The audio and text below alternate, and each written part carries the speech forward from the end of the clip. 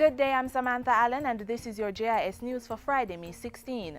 The Planning Institute of Jamaica PIOJ is estimating that Jamaica's economy grew by 1.6% in the first 3 months of this calendar year.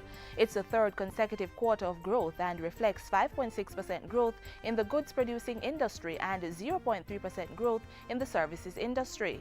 PIOJ is also estimating 0.9% growth in real GDP for the 2013-2014 financial year and says the short-term prospects for the Jamaican economy are positive. We expect a real GDP for the April to June 2014 quarter to grow within the range of 0.5% to 1.5%. The change in real GDP for fiscal year 2014-15 is projected to fall within the range of 1% to 2%, with upside potential associated with the implementation of several growth-inducing projects in tourism, energy, and infrastructure.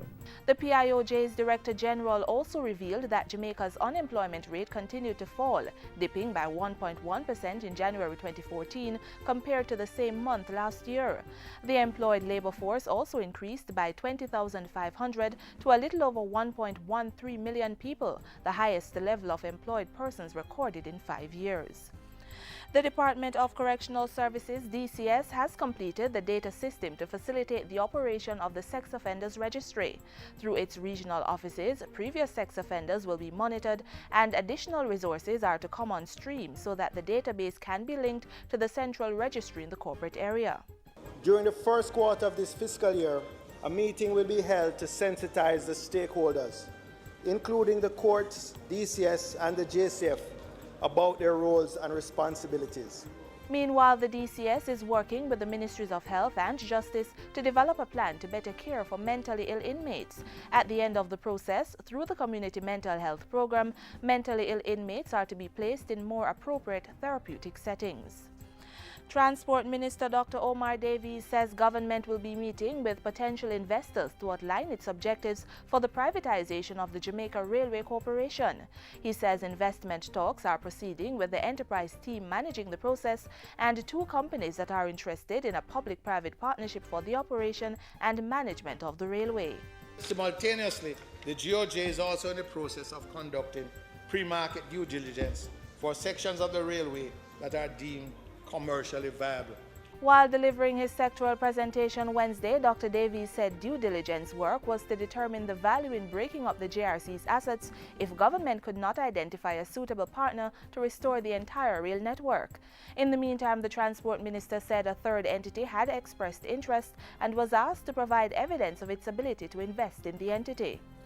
Work is far advanced to upgrade the Caribbean Maritime Institute CMI to a specialized university catering to maritime intermodal transportation and logistics. Minister Omar Davies said the plan is for CMI to play a more critical role in the country's economic future. And when we speak about training for the growth agenda, this institution is going to play a critical role in terms of producing qualified professionals to support the growth agenda. CMI will continue offering global certification that meets and surpasses international standards, and its student population is projected to grow to more than 4,000 in the next 2 years. Government is hoping to trigger more climate change awareness with its selection of the Portmore Climate Change Park as this year's National Labor Day project.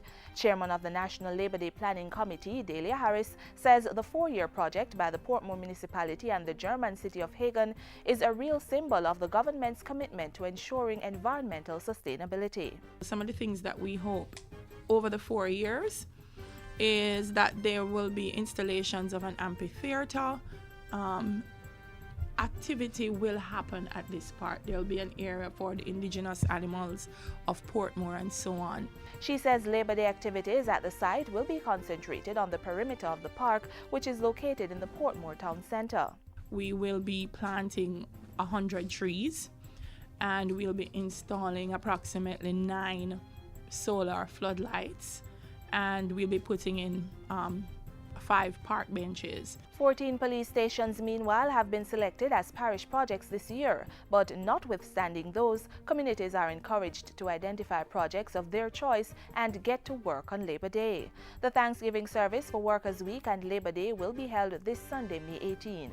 And finally, students on their way to school this morning enjoyed celebratory activities hosted by the National Child Month Committee to commemorate the 3rd annual National Children's Day.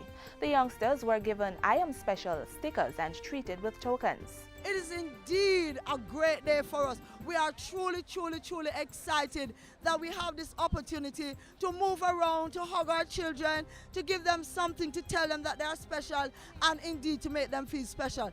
And that's it for JIS News Today. I'm Samantha Allen. Thanks for watching.